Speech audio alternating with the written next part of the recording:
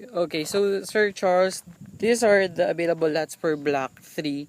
This is Block 3 Lot 1. So ang view mo dyan sir ay greens. Although yung lot is, all the lots from Block 3, flat siya. At green sa gilid, tsaka greens din sa view, sa likod. This is Block 3 Lot 2, 468. This is 16,300 per square meter. This is also, by the way, ito yung front sir. Yan, medyo mataas. Doon located yung Block 2 eh.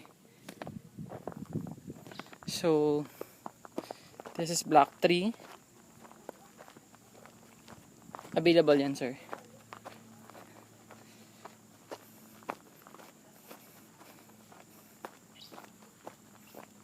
And this is Block 3 Lot 5. So, ang view din nito sa likod ay greens. Then road facing another lot. Then sa tabing gilid, regular lot or flat.